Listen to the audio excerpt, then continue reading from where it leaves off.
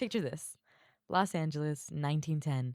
The city is booming and the streets are alive with the hum of electric streetcars. This isn't the car centric LA we know today. This is a city connected by over 1,000 miles of rail, the largest electric streetcar system in the world. The Pacific Electric Railway, known as Red Cars, was the lifeblood of LA, carrying thousands of Angelenos to work, school, and play on a daily basis. By 1911, the average Angeleno took at least one ride a day. It was a time when public transit wasn't just an option, it was the backbone of the city. Wow, and now it isn't an option at all. Yeah, and now we must suffer and sit in traffic all the Yes. time.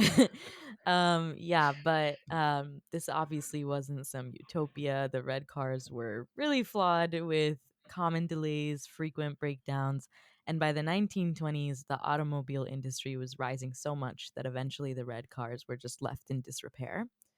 And this paired with the propaganda of the automobile industry, which was selling this image of cars as a thing that promised freedom and flexibility and this shiny new American dream. I wonder if I can curse on this because I Yeah. want to.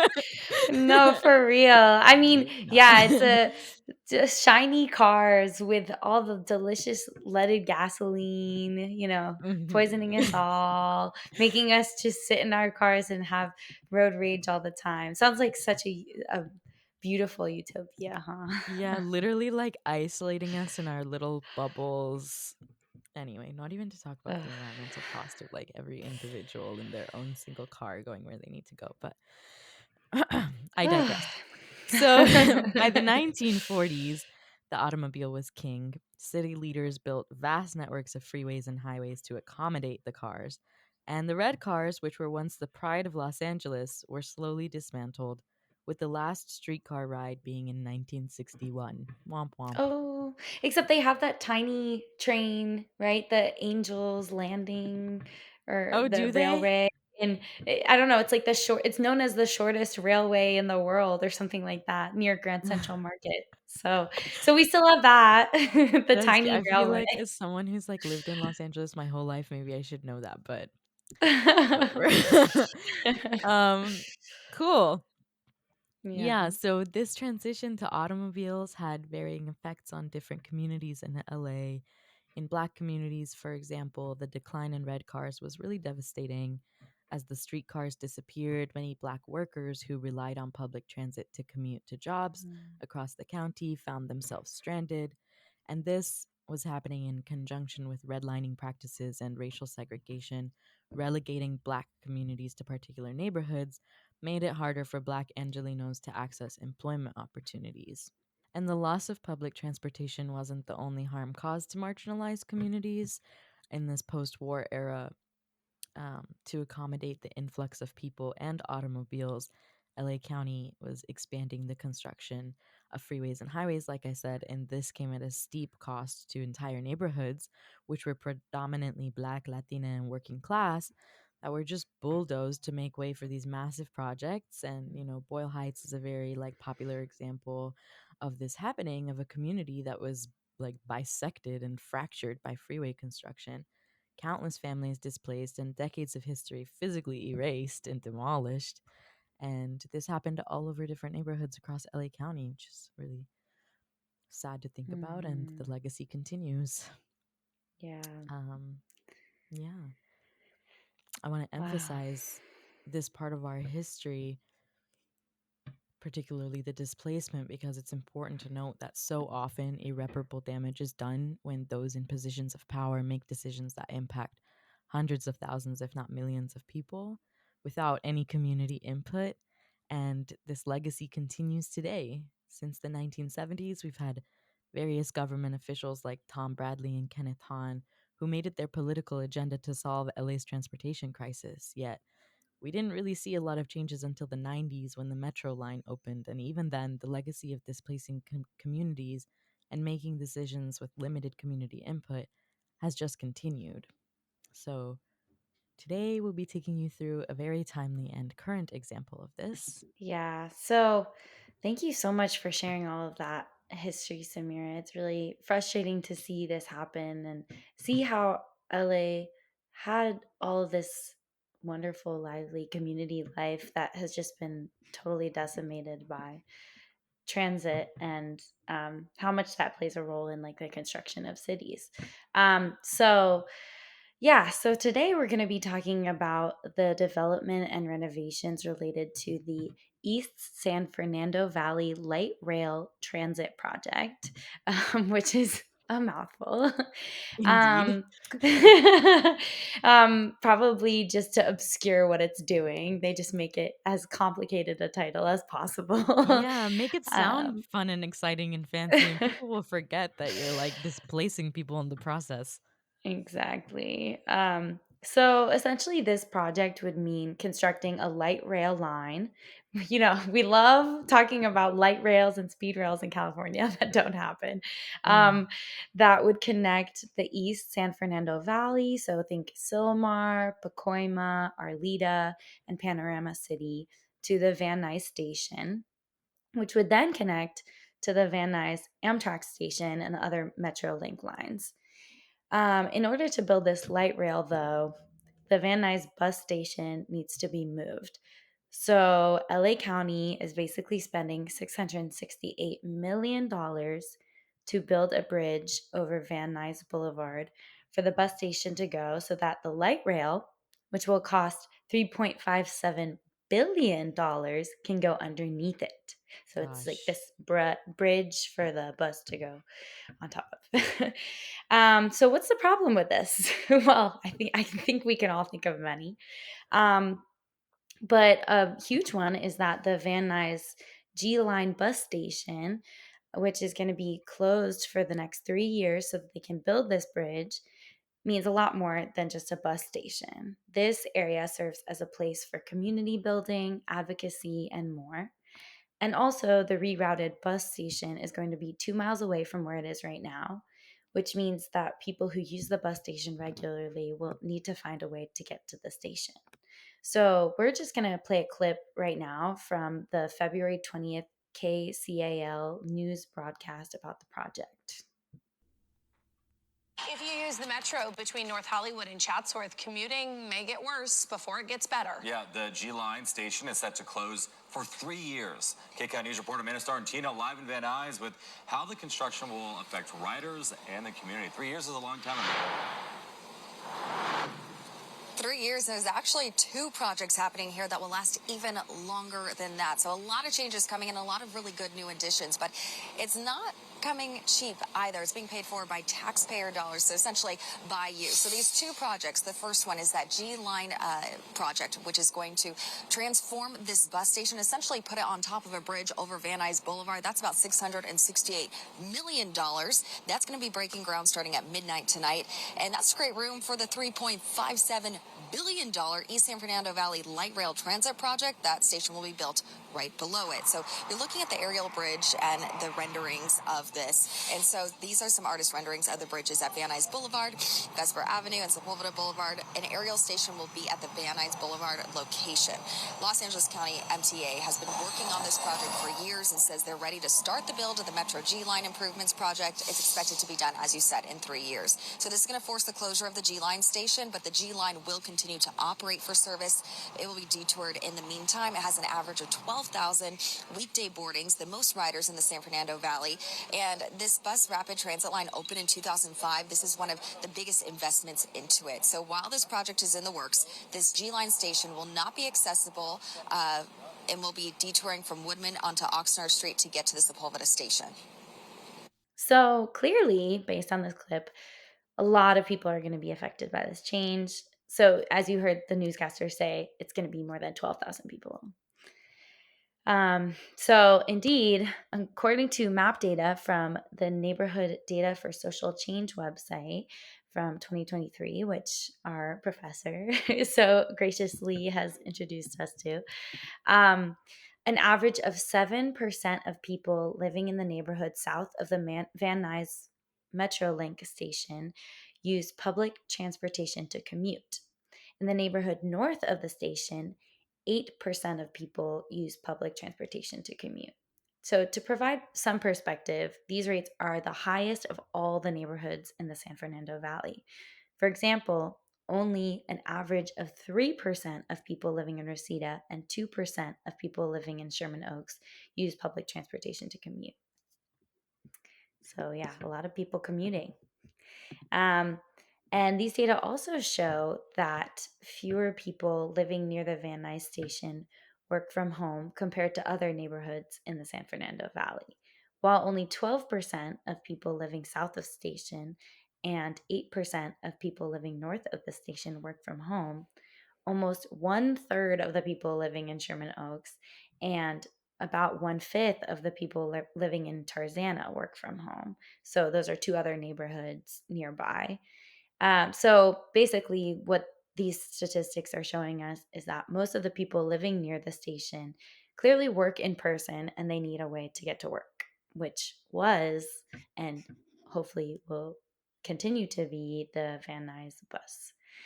Um, Based on the number of people living in these neighborhoods and the proportion who use public transportation to commute, that means that more than 13,300 people, so even more than described in the news report that we just played for you, could be affected by this change. And that's just the people who use it to commute. This doesn't even count the other people who use public transportation to run errands or do other activities, such as visiting family or other things that they do in community. Closing this metro stop would also disproportionately affect already marginalized communities. For one, the neighborhoods immediately south and north of the metro station have the highest proportion of non citizen immigrants in the valley at 57% and 54%, respectively. Meanwhile, Tarzana, which is where the Tampa and Reseda stations of the same metro line are located, averages about 29% non citizen immigrants, which is still high, but about half the amount in the neighborhoods surrounding the metro station. Hmm. Additionally, the neighborhoods immediately south and north of the metro station have the highest proportion of people living below 100% of the federal poverty line in the valley at 20%. So that means 20% of the people are living at the federal poverty line or below. Meanwhile, Tarzana, Encino, and Sherman Oaks, which are neighborhoods right next to these other neighborhoods near the Van Nuys metro stop, only average about 8 to 9%.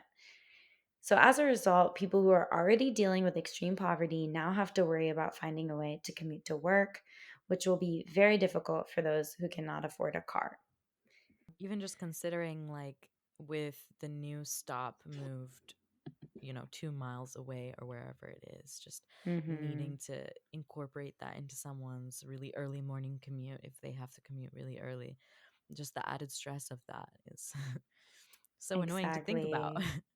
Yeah, I mean, because when you're making a bus transfer, it doesn't just add on the time that the bus is actually moving. Then you end up having to wait at an extra stop. And as we know, LA Metro buses are really unpredictable in how often they come and their timing. And if you can't afford an iPhone to have the transit app and track all those things, it becomes really difficult and complicated.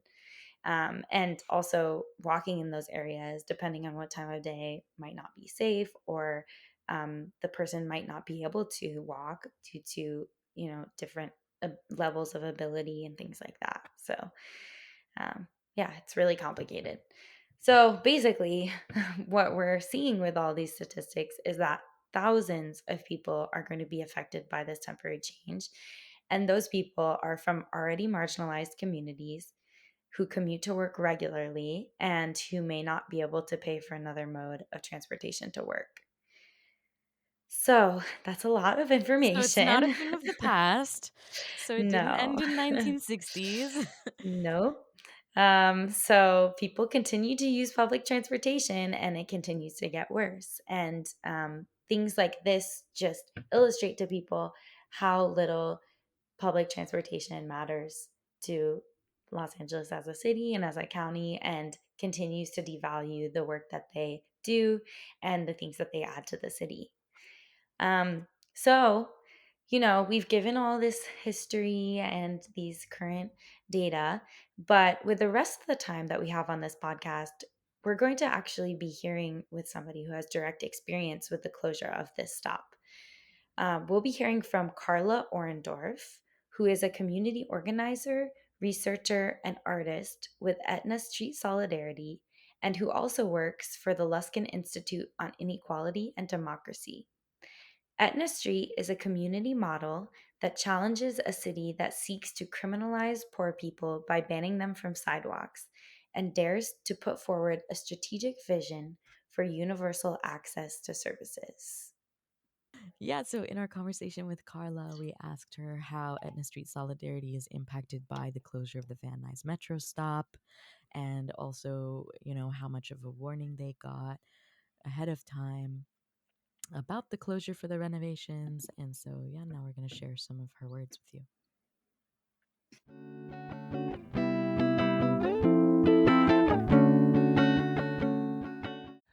I first heard about the renovations after a friend had sent me an article from the Daily News saying that the Metro had announced that they were closing the Van Nuys G Line station that Friday, and that was on Monday. It was a shock to us. It was not known before that, and then after that article came out, I got messages from our friends who live outside who asked about the free market and if we'd still be doing the free market. I was unaware of the closure of the station or any of the plans to renovate. I had no knowledge of it. To my understanding, there was very little, if any, community input that the city or metro got before beginning. I was told after the fact that there were planning meetings that happened while most people are at work, including myself.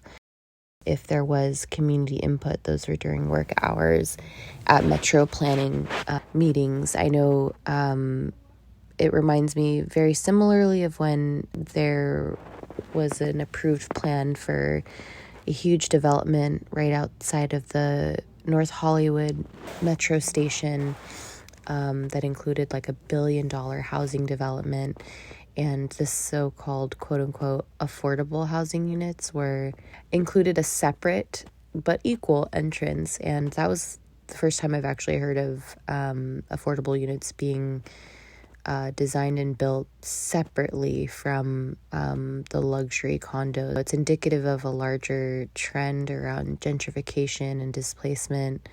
Both of these stations have been home to some of the largest houseless populations in the San Fernando Valley. Etna Street, where we get our name from, Etna Street Solidarity, was formed in commitment to the largest houseless community in the San Fernando Valley, where in 2020, 250 people lived and have lived for years. This closure, while it was shocking, isn't surprising because for over a year and a half, there's been a fence up where everywhere that people have lived was fenced off after an inside safe operation that supposedly, housed everybody, but has left most people we know in limbo, staying at the Palm Tree Inn on Sepulveda Boulevard, in motels. A number of people that we know, an alarming number of people that we know who lived on Etna Street, have since passed away since quote-unquote being housed, including Gilbert, who died of an overdose in his room, who was very upset by the rules that were in place that didn't allow him to have guests, including his children, who lived in Simi Valley, who he said he would have loved to have had as guests, but they were not allowed into his room or to stay with him, and that really bothered him. Our friend Mike Flo also passed away of an overdose. Other friends of ours who lived on Etna Street were the first responders because the staff at the hotel did not know what to do, were panicked and overwhelmed, and it was people on Etna Street who went into his room to try to revive him, but were unable to, which is really sad. There's our friend Green Eyes, who was in a motel across the street from the Palm Tree Inn at the Econo Motor Lodge through another program that was run by Volunteers of America, who, after not reporting and checking into her room after 3 days, was kicked out and forced back onto a tent. The reason why she didn't check in was because she was hospitalized, and her caseworkers knew that, but still exited her from her hotel. So these are just some of the examples. Sam, who didn't take a room, she was only 25 years old and passed away in a tent a couple blocks away, away from the fences, away from Etna Street, where people were forced to go after Inside Safe. While there has been no meaningful community input on this closure, no one was asking for a 2-story metro station here that would be open in time for the Olympics. The closure of the metro stop and the parking lot in the surrounding areas for the next 3 years will have a huge effect on our community. Over the last year, we had been hosting a really, really free market every third Saturday of the month that many of our community members, family and friends have relied on for free resources, supplies, things like baby wipes, diapers, formula, toilet paper, medical supplies, batteries, tents, sleeping bags, shoes, clothing, and food were distributed. And while our community had been kicked out off of Etna Street, and so now we're met with fences, it was a really important reunion space for people who may not have phones or access to electricity, would convene every month anew to find each other. So losing that public space means we are losing our ability to meaningfully check in with people, to see how they're doing, to know where they are. So this is like where we learn where people are living, because, so people are scattered about like seeds all over Van Nuys, North Hills, Pacoima, Reseda, but come from, around to be able to see each other again and get what they need in a environment that is safe and supportive, and, recognizes the history of even just like the last few years of how much harder it is when we displace people from events like a metro closure, or we close off Etna Street and make it inaccessible for anyone, for people that were living there, but then it becomes closed off to everyone. So that is a major thoroughfare, a major transit hub. It is in the heart of the valley, and thousands of commuters pass by every day. And so to close it without communication or any kind of warning displaces the immediate houseless community. It also displaces people living in the neighborhood, street vendors, young people who go to surrounding schools there. For us, like a really important public space where like a cross-section of the valley interacts and, has built like an incredible community there over the last 5 years. And for us, the loss of that really erases the community that has been built over time, and the connections that have been made from among houseless people who've been displaced from sweep operations, the closure of the shelter on that street, the fencing off of that public space, but then also those who are living, who are low income, living in apartments nearby, who may not have access to park space or much public space. Like that station is a place like where many people gather. So to lose that makes it harder, forces us to go underground. It reminds me a lot of when 4118 was passed. The consequence of that was, it may sound dramatic, but the truth was we saw people pass away like in numbers we had never seen before. And it sends a message that, you're with the passing of a law like 4118, that you're not welcome here. And people feel that, and so when we close a station without input of those who've really been so integral for fighting for public space for everyone, we send a message that we're not deserving of living in public or of existing in public. And it's a huge, like, it's hard to quantify or measure, but we know what the impact is because we've seen it repeatedly with the clearing of Etna Street, with the repeated sweeps, with the closure of the shelter. That street, like that station, people in that area surrounding that station have been through so much, like and for us, like, it's important for that to be places for people to find each other, to access things they need. It's going to make it that much harder for people to be able to do that in safe and supportive ways.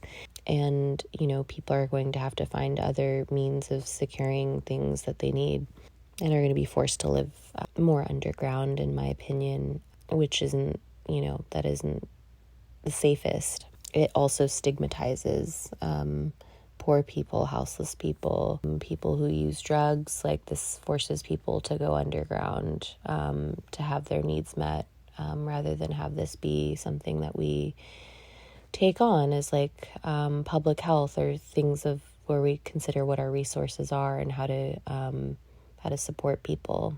So it remains to be seen what the impact of the moving the station temporarily to Van Nuys and Oxnard will do. I think it's going to make it more complicated for people with disabilities, anyone in a wheelchair. I think it makes it actually less safe for people crossing the street. It makes it, there's like a less visible transit hub, and so I feel like it's not really taking into consideration the needs of people with mobility issues, people who are disabled, people who need to use the bathroom. So they had just remodeled a public bathroom that was on that stop, and now the closure of this station impacts that, and so it took away bathroom access for people. It was a place where people would take their medication. It was a respite for people in wheelchairs or needed a rest. It takes away the benches that were there where people were able to catch their breath or needed like a little breather or a place to rest in between, like transferring buses. So I think it takes away public space where people, you know, can take care of things. But also I think it will impact people with disabilities, elderly people, and it will cause a 15-minute inconvenience, and it just makes things far more inaccessible for people that are using that stop. This upgrade is clearly not meant for us. I think the timing of this is very telling that this station will reopen up in time for the Olympics. The concerns in our community are around things like laundry. People can't afford to do their laundry. They don't have access to showers. They're living unhoused and are concerned about where they're going to get their next meal. So opening up a double-decker station in time for the Olympics is a complete disconnect from the actual needs of our community and the community needs that people are fighting for. It's dystopian. I think this will further fuel the gentrification of Van Nuys, which is a low-income immigrant community that's incredibly diverse, but also it's working poor. It's working poor people of color who have made this community their home for years and years and years. And so I think this could drive to further displace people in the name of more efficient transit, but really like the building of this station isn't necessary. And it's clearly not for the people who are living in the immediate area. I think it's part of a larger plan to displace people, and it's part of a longer thread and trend of displacing the number of displacements that have happened over the last few years since 2020 with the construction of the Bridge Home Shelter. that placed a special enforcement zone in this neighborhood, which led to weekly sweeps, which forced people to lose their tents and sleeping bags and blankets over and over and over again each and every week on a Thursday, primed the area for this kind of geographic segregation and systemic kind of violence that people faced from the city of constantly being displaced by sweeps, becoming disabled and being forced to live without, and, systematically denied housing, resources. And this has been the consequence. They've been priming this area and trying to wash evidence of what is there, which is people with very little resource, people who've been systematically denied housing for all these years, and, have also then attempted to create their own sense of safety and community as houseless people, and to build their own networks of safety and support.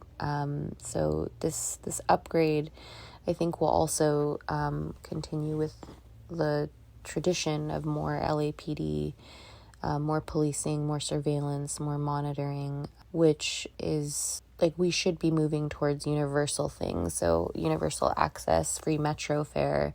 But of course, they're going to say that we have to pay for this fancy metro station, when we should be moving towards things like universal fares and free fare for people riding metro as an incentive, rather than a fancy station that no one is asking for, but we'll have to pay for inevitably. We pay for that with our own displacement, and to me, it's not only not fair, it really erases and exterminates what makes Van Nuys such a special place, is how incredibly diverse it is, linguistically, culturally. There's so much in this neighborhood that is really should be supported and should be protected. I think some of the most inclusive ideas for how to build a more just city are embedded in the people here who, have